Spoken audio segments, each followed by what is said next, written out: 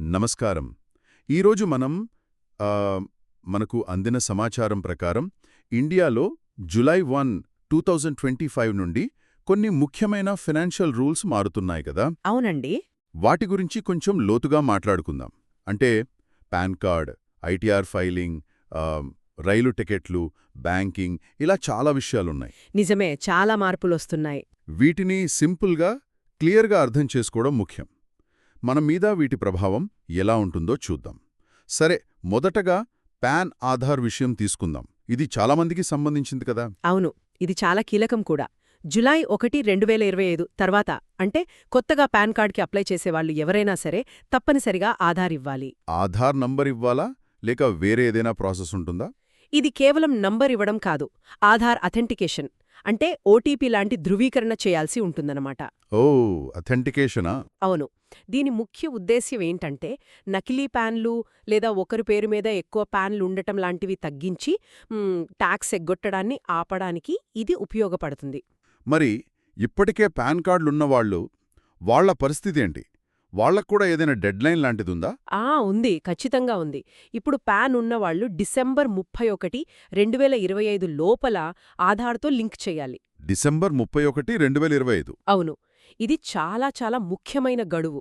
ఒకవేళ ఈ లోపు లింక్ చెయ్యలేదనుకోండి, జనవరి 1, 2026 నుండి వాళ్ల పాన్ కార్డ్ ఇనాపరేటివ్ అయిపోతుంది, అంటే పనిచెయ్యదు. అంటే బ్యాంక్ అకౌంట్లు, డీమ్యాట్ అకౌంట్లు ఇలాంటి వాటిపై ప్రభావం పడుతుందా? ఖచ్చితంగా పడుతుంది. చాలా ఆర్థిక లావాదేవీలకు పాన్ తప్పనిసరి కదా, సో అవి ఆగిపోయే ప్రమాదముంది. ఇది చాలామంది గుర్తుపెట్టుకోవాల్సిన విషయం. సరే, పాన్ విషయం పక్కన పెడితే ట్యాక్స్ పేయర్స్కి కొంచెం ఊరటనిచ్చే వార్త కూడుందంటున్నారు. ఐటీఆర్ ఫైలింగ్ గడువు గురించి. అవును, అది నిజంగా మంచి వార్తే. 2024-25 ఆర్థిక సంవత్సరానికి సంబంధించిన ఐటీఆర్ ఫైలింగ్ అంటే అసెస్మెంట్ ఇయర్ 2025-26కి గడువును పొడిగించారు. ఎంతవరకు పెంచారు? మామూలుగా జులై 31 ఉంటుంది కదా, దాన్ని సెప్టెంబర్ 15, 2025 వరకు పెంచారు. అంటే దాదాపు 46 రోజులు అదనంగా టైం దొరుకుతుంది. నెలన్నర అదనపు టైం అంటే బాగానే ఉంది. దీనివల్ల ఉపయోగం ఏంటి? అంటే ముఖ్యంగా పన్ను చెల్లించేవాళ్లు, ఇంకా వాళ్ల కన్సల్టెంట్లు కూడా ఎలాంటి హడావిడి లేకుండా, టెన్షన్ పడకుండా, తప్పులు లేకుండా రిటర్న్స్ ఫైల్ చేయడానికి వీలవుతుంది. లాస్ట్ మినిట్ టెక్నికల్ ప్రాబ్లమ్స్ కూడా తగ్గుతాయి కదా. అవును, ఆ సర్వర్ బిజీ లాంటి సమస్యలు తగ్గుతాయి. అయినా గడువు పెరిగింది కదా అని లాస్ట్ వరకు వెయిట్ చేయకుండా వీలైనంత త్వరగా ఫైల్ చేస్తేనే మంచిది. నిజమే.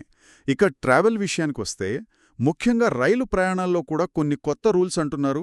జులై 1 నుంచి తత్కాల్ టికెట్లకి ఆధార్ బేస్డ్ ఓటీపీ కంపల్సరీ అంట. అవునండి, తత్కాల్ టికెట్లు ఆన్లైన్లో బుక్ చేసినా, కౌంటర్లో తీసుకున్నా ఆధార్తో లింక్ అయిన మొబైల్కొచ్చే ఓటీపీ ఎంటర్ చేయాల్సి ఉంటుంది. దీని వెనుక ఉద్దేశమేమై ఉంటుంది? ప్రధానంగా 2 కారణాలు. 1, సెక్యూరిటీ పెంచడం.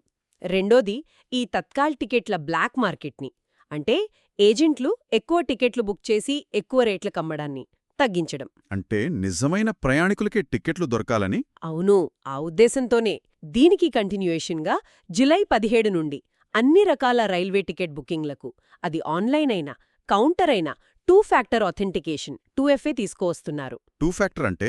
అంటే మీ పాస్వర్డ్తో పాటు మీ రిజిస్టర్డ్ మొబైల్కి లేదా ఈమెయిల్కొచ్చే ఓటీపీని కూడా ఎంటర్ చేయాల్సి రావచ్చన్నమాట. సెక్యూరిటీ ఇంకో లెవెల్ పెంచుతున్నారు.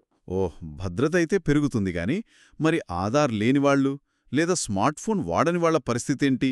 కొంచెం ఇబ్బంది అవుతుందేమో. టెక్నాలజీ ఒకేలా అందుబాటులో ఉండదు కదా, బహుశా వాళ్లకోసం ప్రత్యామ్నాయాలు ఆలోచిస్తారేమో చూడాలి. ప్రస్తుతానికైతే ఇది రూల్. సరే, ఇప్పుడు డైరెక్ట్గా మన పాకెట్పై ఎఫెక్ట్ చూపే విషయాలకు వద్దాం. బ్యాంక్ మరి ఎస్బీఐ వాళ్లు కూడా ఏదో మార్పు తెస్తున్నారన్నారు. అవును, ఎస్బీఐ వాళ్లు వాళ్ల ప్రీమియం క్రెడిట్ కార్డ్స్ అంటే ఎలీట్, ప్రైమ్ లాంటి వాటిపై ఫ్రీగా ఇచ్చే ఎయిర్ యాక్సిడెంట్ ఇన్సూరెన్స్ కవరేజ్ను జులై 15 నుండి ఆపేస్తున్నారు. ఓ, అంటే ఆ కార్డులున్నవాళ్లు ఇకపై ఆ బెనిఫిట్ ఉండదని గుర్తుంచుకోవాలి. ఈ ఛార్జీలు, బెనిఫిట్స్ తగ్గించడం లాంటివి నెలవారీ బడ్జెట్పై ప్రభావం చూపుతాయి కదా. ఖచ్చితంగా. అందుకే అందరూ తమ బ్యాంక్ వెబ్సైట్కి వెళ్లి లేటెస్ట్ ఛార్జీలు, రూల్స్ ఏంటో ఒకసారి చెక్ చేసుకోవడం చాలా అవసరం. మరి జీఎస్టీ విషయంలో కూడా ఏవో చిన్న మార్పులున్నాయన్నారు. అవును, ముఖ్యంగా బిజినెస్ చేసేవాళ్లకి జీఎస్టీఆర్ 3B ఫైలింగ్లుంటాయి కదా, అవి ఒకసారి సబ్మిట్ చేశాక ఫైనల్ అన్నమాట, మళ్లీ మార్చడానికి ఉండదు. అంటే మరింత జాగ్రత్తగా ఫైల్ చేయాలి. అవును, అలాగే జీఎస్టీకి సంబంధించిన ఫైలింగ్స్, నోటీసులు వీటన్నిటికీ సంబంధించి ఒక టైం లిమిట్ పెట్టారు 3 ఇయర్స్. అంటే ఆఫీసర్లు 3 ఏళ్ల లోపలే ఏవైనా చర్యలు తీసుకోవాల్సి ఉంటుంది. పాతవి మరీ వెనక్కి వెళ్లి చూడటం లాంటివి తగ్గుతాయి. ఓకే, అర్థమైంది. సో మొత్తంగా చూస్తే జులై నుండి చాలా కీలకమైన ఆర్థిక నియమాలు మారుతున్నాయి. ఒక్కసారి క్లుప్తంగా మనం గుర్తుంచుకోవాల్సిన మెయిన్ పాయింట్స్ ఏంటి? సింపుల్గా చెప్పాలంటే 1. Pan Aadhaar linking. December 31, 2025 dead line, అస్సలు మర్చిపోవద్దు. రైట్. 2.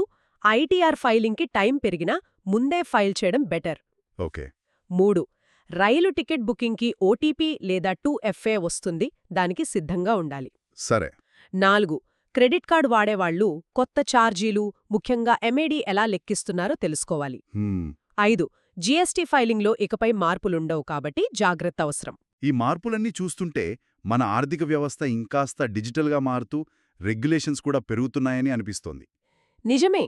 ఈ మార్పులన్నీ ఒక పెద్ద ట్రెండ్ని చూపిస్తున్నాయి.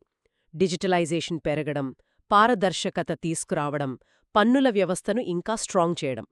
అయితే ఇక్కడ ఒక ప్రశ్న కూడా వస్తుంది. ఏంటది? ఈ వేగవంతమైన డిజిటల్ మార్పులకి, దానితో పాటే పెరిగే ఈ నిఘా నియంత్రణలకి వ్యక్తులుగా మన సంస్థలు ఎంతవరకు రెడీగా ఉన్నాం? ఈ టెక్నాలజీని అందరూ సరిగ్గా వాడుకోగలుగుతున్నారా?